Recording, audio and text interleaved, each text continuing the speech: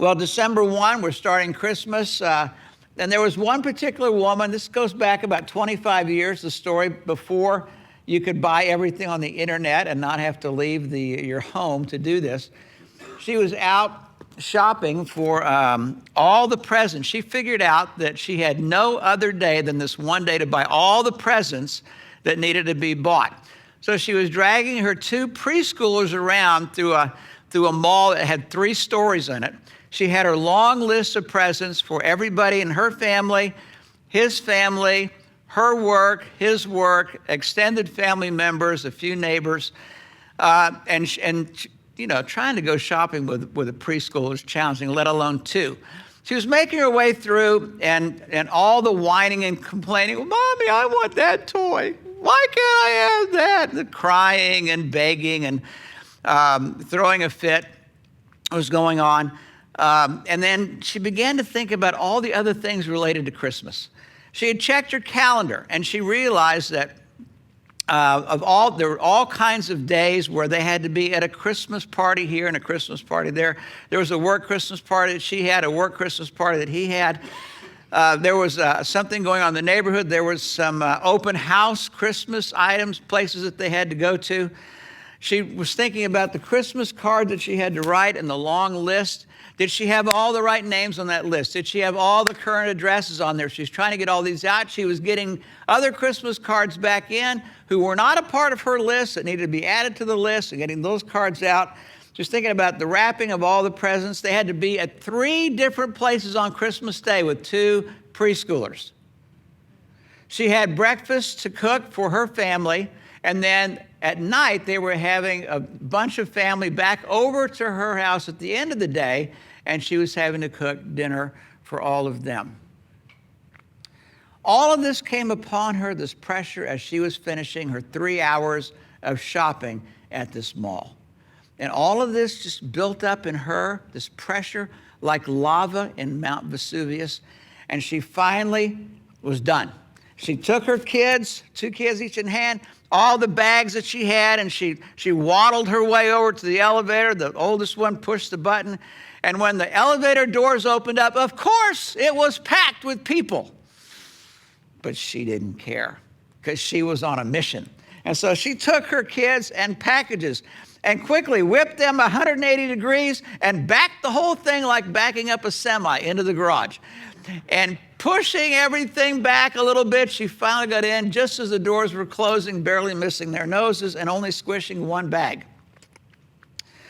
She sat there and everybody looked at her, and it got unusually quiet in the elevator car. And finally it all bubbled to the surface, and she said, I want to find the person that started this whole Christmas mess. I want to find him, string him up, and shoot him. It got even quieter in the elevator car, and finally a little old man at the back of the car said, we already found him, and we already crucified him. And it got very, very quiet on the way down. That's not an unusual story for Christmas this time of year, all the different things that happen that affect us. The title of today's message is A Light for Human Darkness. One of the things that, of course, is fun about Christmas that we celebrate with people who are secular and enjoy Christmas is all the imagery of lights. And we had a fun time Friday adding lights outside and lights inside here, and even we have now lights on the ceiling. Thanks to, there we go. Thank you, Rhonda. Thanks to a few men who enjoy, or maybe not enjoy, but climbing up into the heat of the ceiling and attaching all these to us. But when I think about this, my youngest daughter usually goes down to Fashion Island with the Bartletts and watches the lighting of the big Christmas tree at Fashion Island. I like watching the White House Christmas tree lighting. Occasionally there are some tours of the White House and how it's decorated for Christmas. You've probably been down to the boat parade at Newport Beach and watched how all the boats are decorated with lights as they all parade by. It's a festive time. You decorate your house, the outside with lights, and you decorate inside with some lights and candles, and we even have our Advent candles here, which will remind us of light. Light in darkness makes a difference. To understand the imagery of light when it comes to Christmas means trying to understand something of human darkness. Darkness in the Bible is a metaphor for two things. It's a metaphor for evil, and it's a metaphor for ignorance. Now, the ignorance that it's a metaphor is not just, I just didn't know any better. It's not that kind of ignorance. The ignorance in the Bible is a willful ignorance. It's a refusal to think of the things of God, to consider him and what he wants for my life, and to do them. It's, I'm not going to do that kind of ignorance. I don't want to know about that. Alexander Solzhenitsyn in 1973 wrote a book called The Gulag Archipelago. I was a junior in college when it came out. I was a history major. I had been taking Russian history, and I was fascinated by this book. It exposed the corruptness of the communist government, the communist regime, Marxism, the workers' paradise, as he liked to say, by showing the Gulag and all the political prisoners that lived in Siberia. And he was a very insightful man. And one of my favorite quotes from that book is printed in your handout. If only there were evil people somewhere, insidiously, committing evil deeds, and it were necessary only to separate them from the rest of us and destroy them. But the line dividing good and evil cuts through the heart of every human being. And who is willing to destroy a piece of his own heart? When I think about evil, and perhaps when you think about evil, you think of the big evils that go on. Like I mentioned, Saji John in India and pulling women out of sex trafficking. Certainly a large evil as we think about it. I think about a husband I know, doesn't go to our church, who thinks nothing about going to the strip clubs even though he's married. It just does not register on his moral compass, on his moral, the dartboard there, that there's something wrong with this from God's point of view and his wife's point of view. I think about politicians who, depending on which side of the aisle, get on their moral high horse and rail at the other party about all the evils that they're doing, and that they're all doing this for political gain and greed, and they don't care about the people. And yet they cannot see and will not see not only their own party when they do this, but themselves when they do this. It just does not register as evil to them. Or in my generation, I never imagined that journalists would come to a point where they are more known as fiction writers, writing historical fiction, than actual journalists who are willing to put a story out there, even if it doesn't jive with their worldview and opinions. And yet they see nothing wrong with that. In fact, in the world we live in, they applaud themselves and pat themselves on the back. There's nothing wrong with that, they think. Actually, it's a good. Isaiah 9:1 says, "Nevertheless, there will be no more gloom for those who are in distress. In the past, he humbled the land of Zebulun and the land of Naphtali, but in the future, he will honor Galilee of the Gentiles." Well, now, this is written about 800 years before Christmas and Jesus coming. Of course, Jesus is going to be known as a Galilean, going to honor Galilee of the Gentiles by the way of the sea along the Jordan. And then this very famous verse, "The people walking in darkness," and he's not talking about physical darkness, but spiritual darkness and relational darkness, character darkness, "have seen a great light. On those living in the land of the shadow of death, a light has dawned." One of the phrases that I really resonated with about 10 or 15 years ago was a phrase that Dr. Laura Schlesinger, I think, the first time I heard it with her, was what she called everyday evil. Everyday evil. It's not the big things that we think of, but it's the kind of everyday evil that mostly goes unnoticed by ourselves, but has an effect on ourselves and on the people that we live with and the people we relate to and the people we work with. It just sort of slowly erodes and eats away at the fabric of relationship or the fabric of our character. Everyday evil. It's a great little phrase. And when I think about our native sin that lies within, I think about not the big things that we particularly maybe think about sin, but I think about the attitude of sin as basically first me, then you. And this is lived out every day of our life, often undetected. Alexander Solzhenitsyn, there's another quote in here from Peace and Violence. He said, "It is not because the truth is too difficult to see that we make mistakes. We may even lie on the surface, but we make mistakes because the easiest and most comfortable course for us is to seek insight where it accords with our emotions." What a tremendous observation. We make mistakes because the easiest and the most comfortable course for us is to seek insight where it accords with our emotions, especially selfish ones. Tell me what to do and I'll do it as long as it feels like it would help me. And it goes along with what I think. Now, it's to this darkness that the Isaiah the prophet writes, and to us. How darkness works in Isaiah 8:19. "When men tell you to consult mediums and spiritists who whisper and mutter, should not a people inquire of their God? Why consult the dead on behalf of the living? To the law and to the testimony," to the Bible, he says, "if they do not speak according to his word, they have no light of dawn." Now, what Isaiah was recording here to the people who walk in darkness was that when life gets difficult and they don't know what to do, they go to the experts. And here the experts of the time were what he called the mediums and spiritists, to try to figure out something that what I can't figure out to do, but maybe the experts will tell me what to do. And what Isaiah points out to is, why would you not go to God? And why would you not go to the Bible, the book of wisdom, about this? And yet the people didn't. When I think about this particular verse, I thought, well, this was sort of my first 20 years of living. I really didn't think about going to God for my issues. I really didn't think about going to the Bible for my issues. I just naturally went to the experts, who I considered the experts. And the result in my life was the same as what Isaiah records here at the end of verse 20. "If they do not speak according to his word, they have no light of dawn."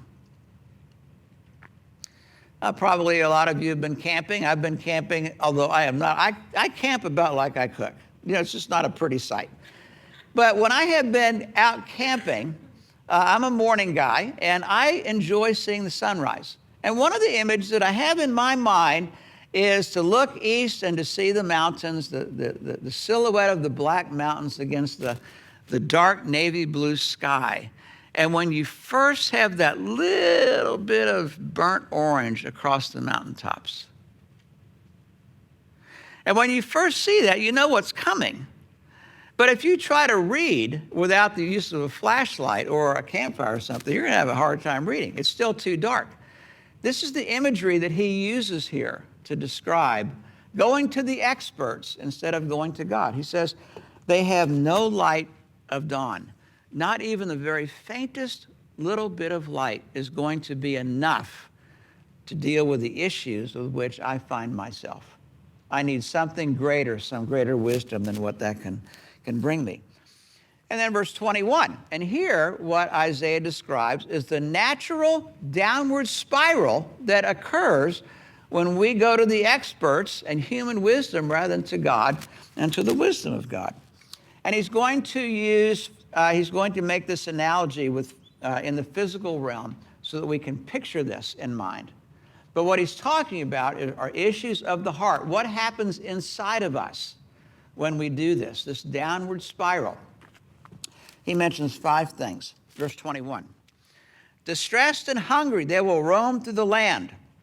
When they are famished, they will become enraged, and looking upward will curse their king and their God. The first thing that happens is he says, distressed and hungry. And the picture here is there's some issue that they can't figure out. There's some difficulty, human-wise, they cannot find a solution. And And they become more and more distressed about this. This can be something at work. This can be something in a marriage. It can be something with your extended family. It can be financial. Whatever it is, there's something in the heart that is not being fixed. He says distressed and hungry, meaning longing. There's still something that needs food. It's hungry. It's yawning. It's looking for something. It yearns for something that it cannot fill at this point. Then he says a second thing.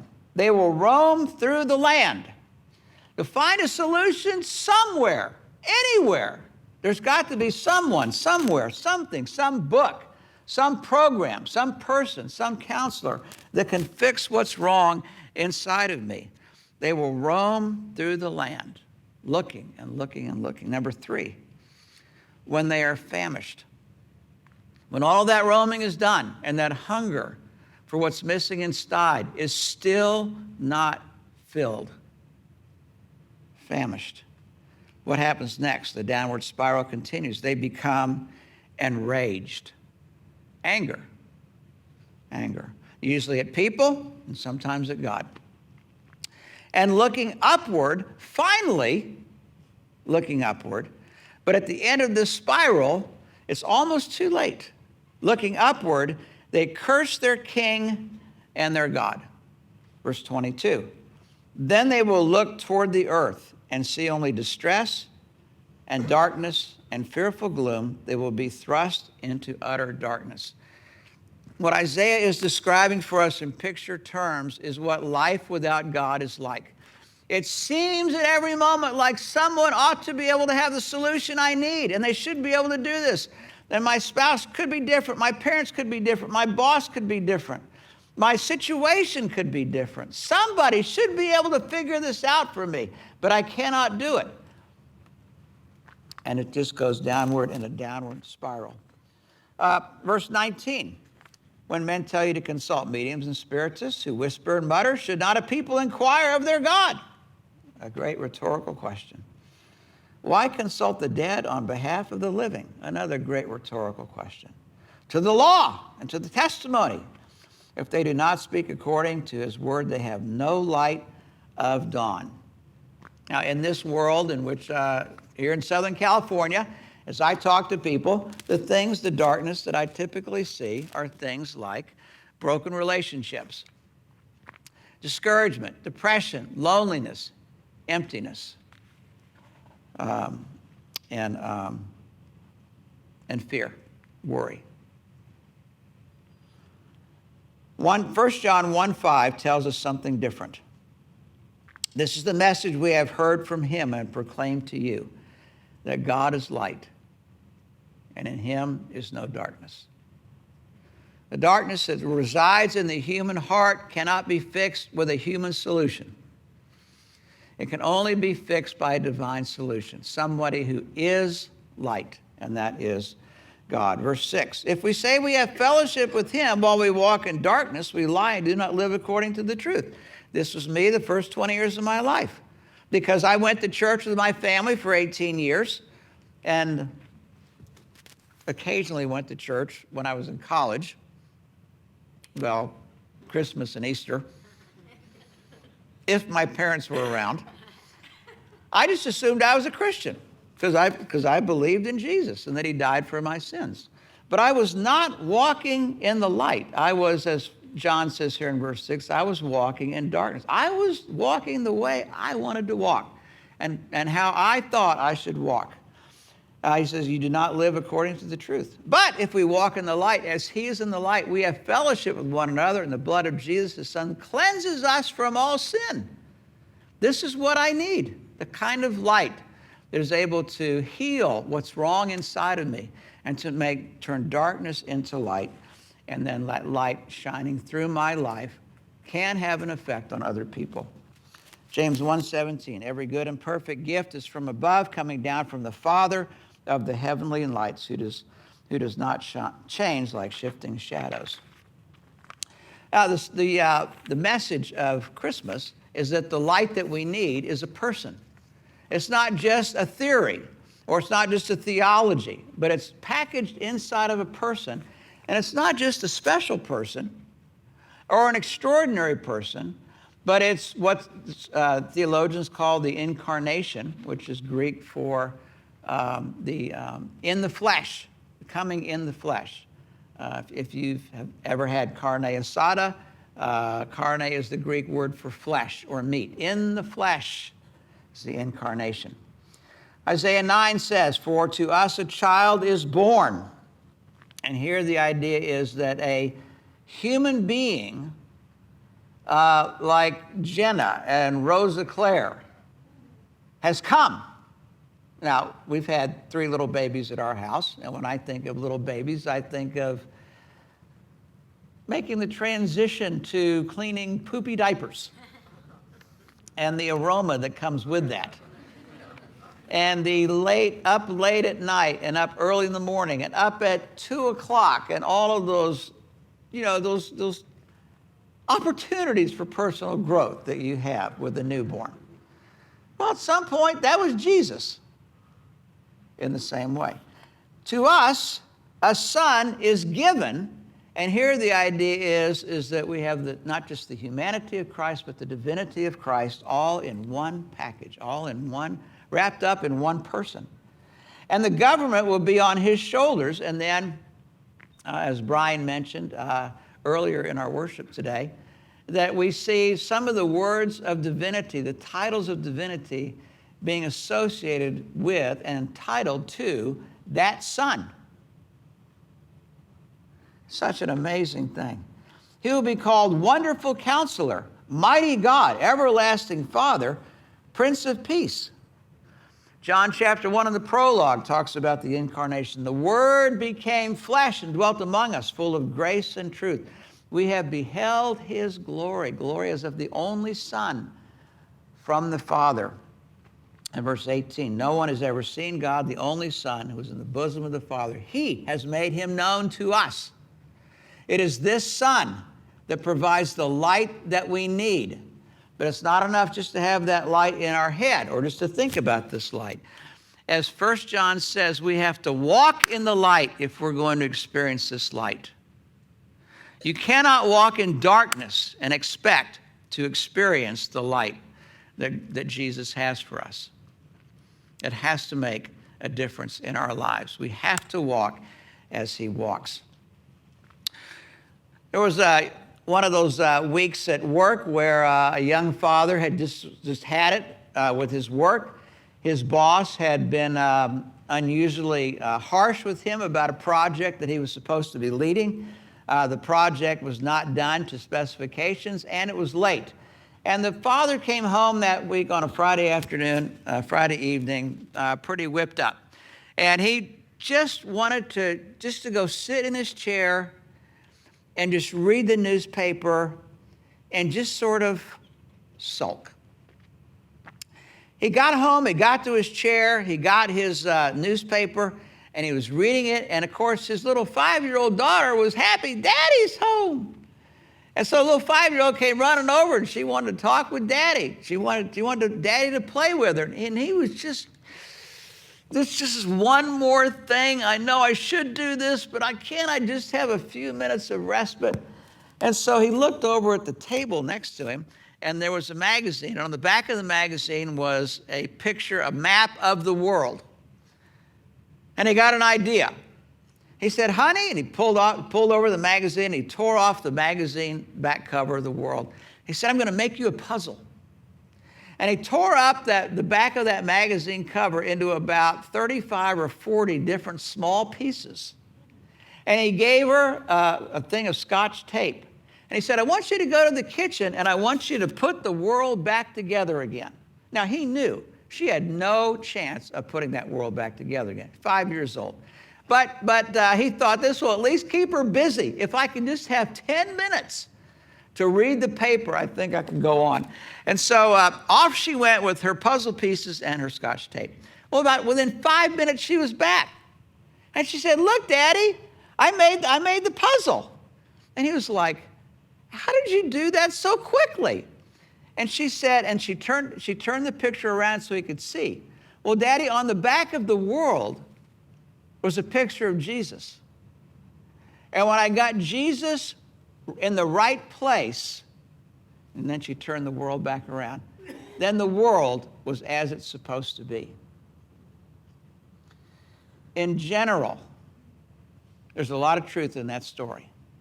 Doesn't mean that the world always ends up the way we want it to, but at least it puts us back in the place where the light has an opportunity to shine in the darkness of my human heart and to make a difference. Let's pray together.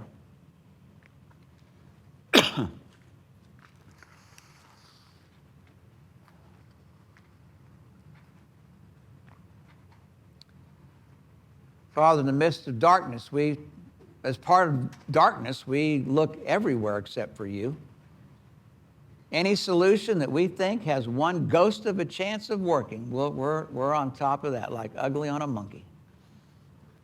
And yet we go from thing to thing and person to person, trying to figure this out until finally there's something in us that just gives up and becomes angry, discouraged, and then things go south from there for many people. But the solution is to look up, to see who you are. And then in spite of our refusal to look to you, you have done the unthinkable, to take the initiative to come in the flesh as one of us and to live a perfect life as Jesus Christ did, that we might see the light of God is what we need for the darkness of our human heart. Maybe this time of year you relate to the darkness that Isaiah talks about. And maybe you've been on somewhere on that downward spiral. Distressed, hungry, looking, roaming, searching, angry, and maybe in your heart cursing. He provides a light in your darkness to begin to change what's dark inside with the light of the dawn of Jesus Christ.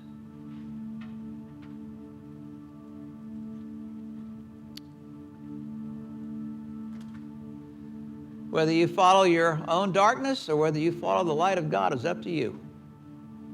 But you certainly don't have to continue on the same road you've been on. Maybe like me, many, many years ago as a college student, you might pray something like this. God, I've tried everything I know to make my life work, and it just is not enough. I cannot find a satisfaction that lasts as long as I want it to last, left to myself. In fact, I oftentimes bring misery to myself and to others, and I'm so sick and tired of this. I yield who I am to you. That's all I know to do. I humble myself. I agree with you that I am a sinner by nature. And I thank you that Jesus Christ loved me enough to die on a cross in my place and wants to come into my life as the Lord of life, the light that I need. Please come in and begin to do that work in my heart. And begin even now, I surrender as best I know to you.